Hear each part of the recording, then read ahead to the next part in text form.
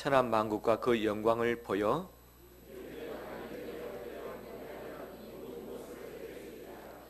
이에 예수께서 말씀하시되 사탄아 물러가라 기록되었으되 주 너희 하나님께 경배하고 다만 그를 섬기라 하였느니라. 이에 마귀는 예수를 떠나고 천사들이 나와서 수용되니라. 아멘. 주의 이름으로 축복합니다. 한 주간 고생하셨습니다. 우리 여러분들 서로 인사 나눌까요? 한 주간 고생하셨습니다. 축복합니다.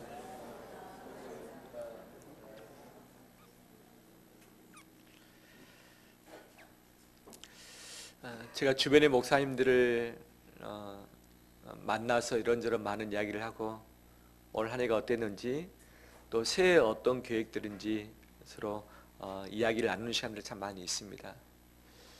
여러 가지 많은 걱정들을 합니다. 그건 두 가지 걱정입니다. 첫 번째가 일꾼이 부족하다. 두 번째, 교회 재정이 부족하다. 어느 교회든지 일꾼이 넉넉하고 재정이 넉넉한 교회는 없는 것 같습니다. 또 이 시대가 교회 출석률이 떨어지고 있는 부분들, 또 우리 경제적인 사정들이 힘들기 때문에 헌금에 있어서도 참 쉽지 않은 부분들이 많이 있기 때문에 이렇지 않는가 생각이 되었습니다. 그런 부분에 봐서 주님의 길교의 특징은 무엇이냐? 봉사하는 분들의 퍼센트가 높다는 겁니다. 아무리 큰 규모가 큰 교회랄지라도 봉사 인원은 한계가 있습니다. 한정되어 있습니다. 근데 제가 재직들을 몇 날 쫙 봤을 때 봉사를 할 만한 분이 안 하고 있는 경우는 없다. 누군가는 꼭 어느 부분이든 바로 봉사를 하고 계시는 이것이 우리 교회의 자랑입니다. 그렇기 때문에 교회가 지금까지 건강하게 든든히 서온 줄 믿습니다. 또한 우리 교회 성도님들 헌금을 충실하게 하십니다. 성도의 출석이 몇 명인데 헌금 1년 예산이 얼마냐, 이 부분이 보통 그 교회의 헌금 헌신도를 알려주고 있습니다. 우리 교회는 평균보다 높을까요, 낮을까요? 높을까요, 낮을까요? 높기를 원합니까, 낮기를 원하십니까? 그렇죠. 우리 교회 한국의 평균보다 더 높습니다. 이것은 성도들이 헌금 생활을 열심히 제대로 하고 있다는 부분이죠. 아무튼 교회를 위해서 봉사해 주시고 섬겨주신 분들이 있기 때문에 주님의 길 교회가 어려운 위기의 시대 가운데서도 건강하게 설 것이고 더 견고하게 세워지게 될 줄 믿습니다. 우리 모두가 십시일반 마음의 짐을 지고서 이 자리를 지켜나갈 때에 복음이 확장될 것이고 하나님의 영광이 이곳으로부터, 이 생수가 이곳으로부터 이 시대 가운데 흘러 넘쳐가게 될 줄 믿습니다. 우리 성도들 다시 힘내시고 하나님의 큰 능력을 입으시길 주의 이름으로 축원합니다. 주의 이름으로 축복합니다.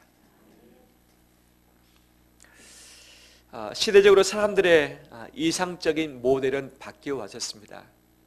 고대 때 어떤 사람을 주목했고 어떤 사람을 관심 두었느냐, 그것은 현자입니다. 현자, 지혜로운 사람, 그 예가 철학자였죠. 그래서 고대 때는 철학자가 최고로 대우를 받던 시대였고 철학자의 권위에 순종하는 그런 시대였습니다. 중세는 누가 존경을 받았는가? 그것은 성자였습니다. 성자, 정말 자기 욕심 차리지 않고 정말 이웃을 위해서, 나라를 위해서 자기 몸을 내어드린, 정말 거룩함 가운데 구별돼서 죄짓지 않고 깨끗함 가운데 자기 삶을 들어줬었던 많은 성자 호칭을 받았던 자들이 있지 않습니까? 그들이 존경받았었습니다. 그러면 오늘날에는 누가 관심 받는 대상인가? 그것은 성공한 사람이죠. 성공한 사람, 부자 된 사람, 바로 그들이 주목받기 시작을 했습니다. 그렇기 때문에 나도 성공하고 싶다, 나도 주목받고 싶다는 이 마음이 가득해서 우리는 이것을 성취하기 위해서 애를 쓰는 거죠. 이 시대가 주는 답은 뭐냐? 남들보다 더 빨라야지만 성공할 수 있다.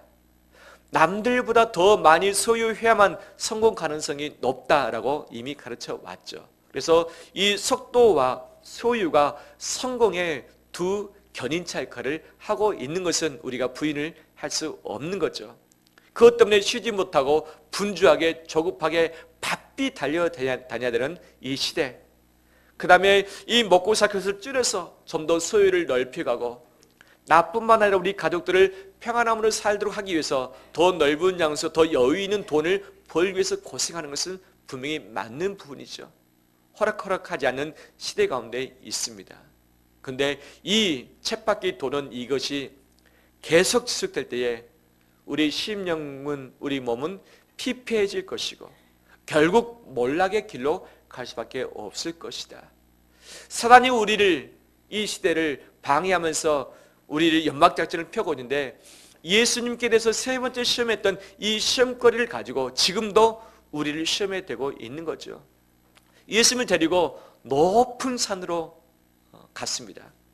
천한 만국을 다 보여주면서 영광도 보여줬습니다. 그 다음에 말합니다. 만일 너가 나에게, 사탄이 나에게 절하고 경배하면 이 모든 것을 너에게 주겠다라고 이야기를 하는 거죠. 이 부분에 대해서 예수님의 답변이 무엇입니까? 다만 하나님께만 경배하고 그를 섬겨라. 사탄아 물러가라 하면서 그를 대적하심으로 모든 시험은 다 종결된 것이죠. 마귀는 예수님께 대해서도 내게 절만 하면, 이 일만 하면 갖고 싶은 거 다 가지게 해주겠다, 너 누리고 싶은 거 다 누리게 해주겠다라고 말을 했던 거죠. 하지만 이 자체가 거짓말이죠. 온 세계의 주인은 누구입니까? 창조주이신 하나님이 주인이고 통치자도 그분이시고 주는 분도 그분이고 뺏는 분도 그분인데, 누가 마치 창조주인 것처럼 말합니까? 마귀가, 사탄이 자기가 주인인 것처럼 주인 행색하면서 예수님을 시험을 했던 거죠. 오늘날 사탄도 그런 시험을 하는 거죠. 절만 해봐라, 나를 섬겨봐라, 그러면 이것들을 얻게 될 것이다 말하는 거죠. 더 나은 삶을 위해서 더 빠른 속도를 가지고서 나아가면 성공할 것이다, 더 행복할 것이다, 남들보다 더 뛰어날 것이다.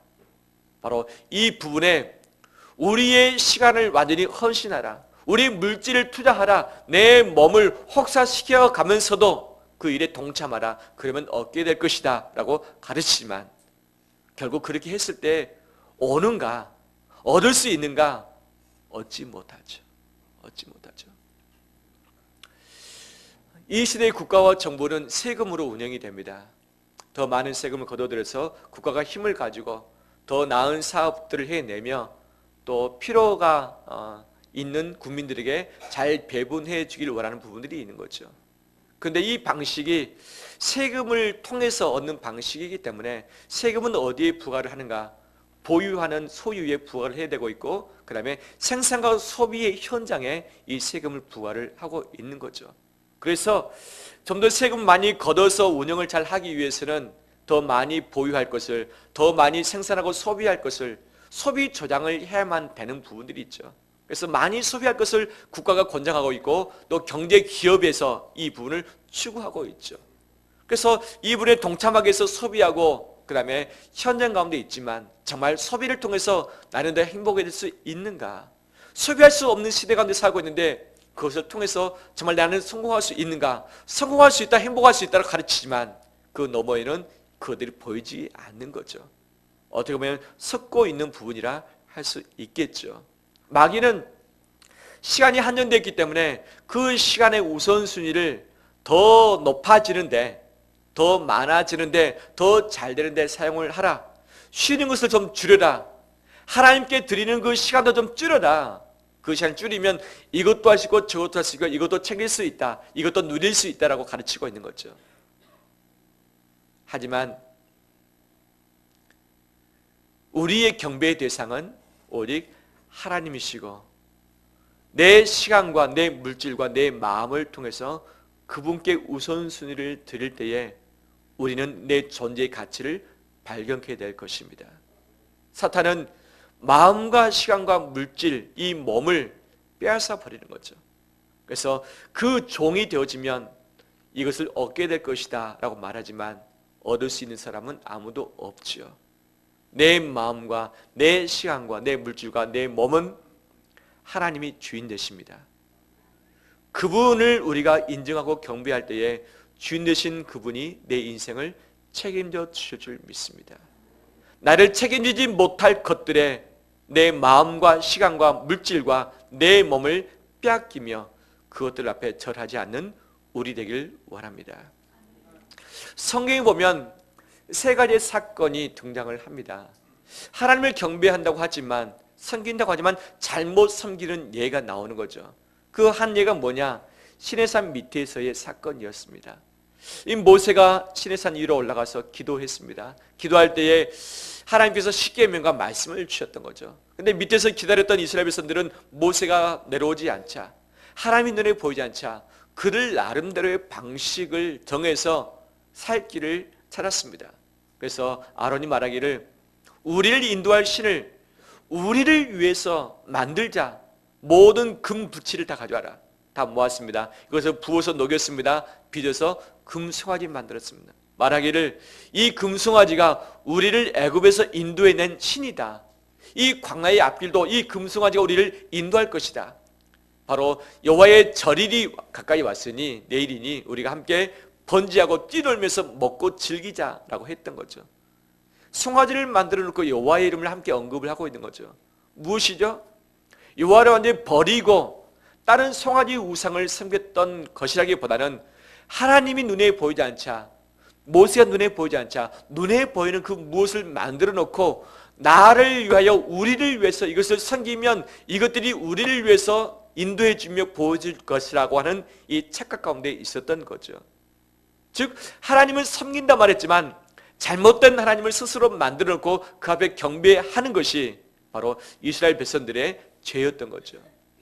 우리 역시 하나님을 섬긴다 말하지만 그 하나님을 온전히 알지 못하고 나를 위해서 내 필요를 위해서 하나님을 내 상상적으로 만들어 놓고서 그분께 절하며 그분께 뭔가를 달라고 할 때가 있습니다. 성경에서 말하시는 하나님이 분명 진짜 하나님인데 성경에서 말하는 정말 진짜 하나님을 보지 않는 채 내가 원하는 하나님, 나에게 필요한 하나님, 나를 지키시는 하나님, 나만을 사랑해 주시고 나만을 성공과 행복으로 인도하실 그 하나님을 만들어 놓고 그 앞에 절하면서 그분이 내 하나님 것이냐 경배하는 것이 우리 한국교회 교인들의 왜곡된 신앙의 모습이라 할 수 있겠습니다. 하나님은 나를 위해서 존재하지 않습니다. 하나님은 하나님 본인을 위해서 존재하시고 모든 피조물이 그를 위해서 존재하고 있는 줄 믿습니다.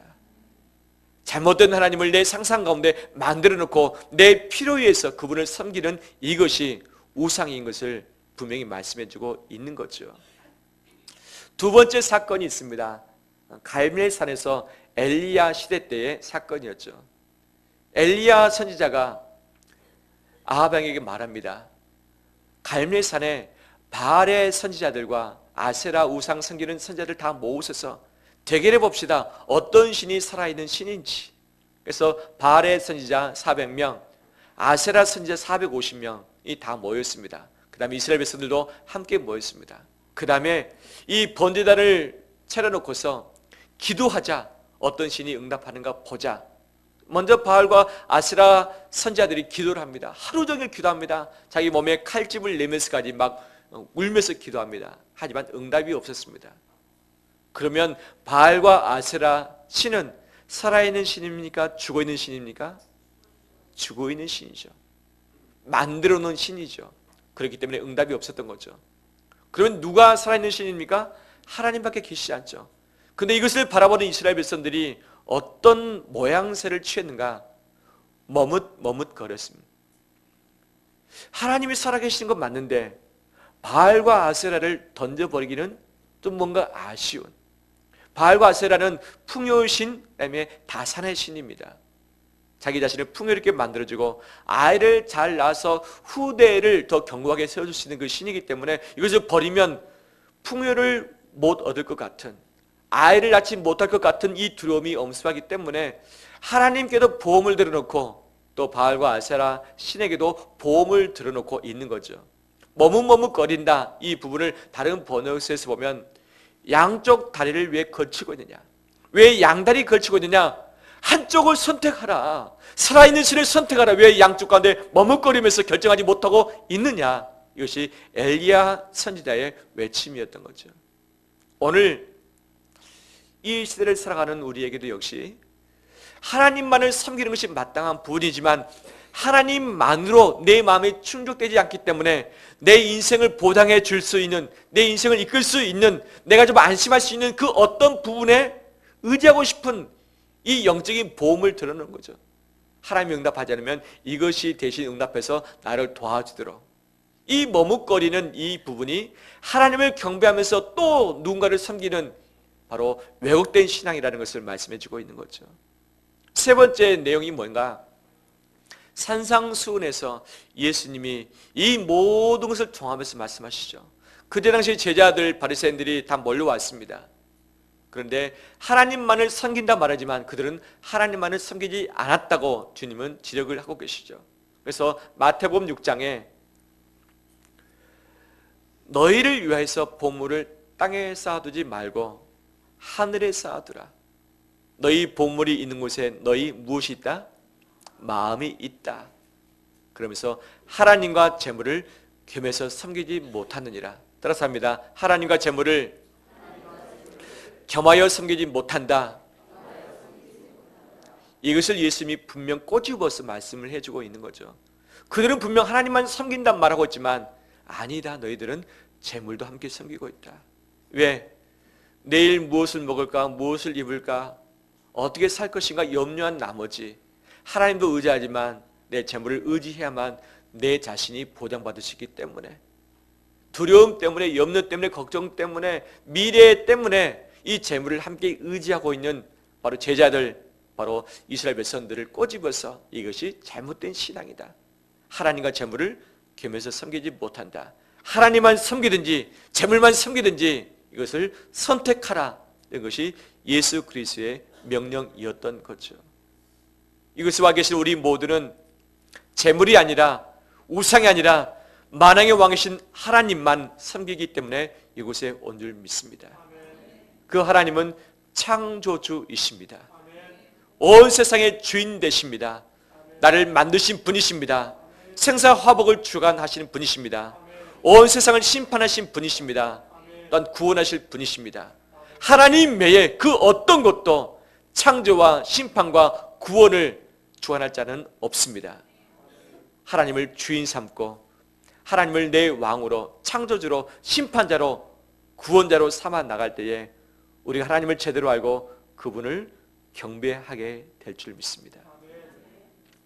우리에게는 무릎이 하나밖에 없습니다. 분명 두 개죠. 두 개긴 하지만 이 무릎을 누구에게 꿇을 것인가 다시 한번 결단하길 원합니다.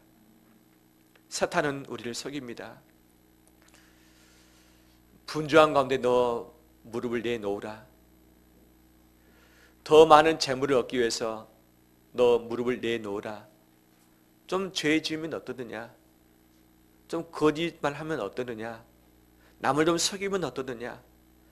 나 때문에 누군가 피눈물 나게 하는 것 그건 좀 있을 수 있잖아요. 다 남들도 똑같이 한다.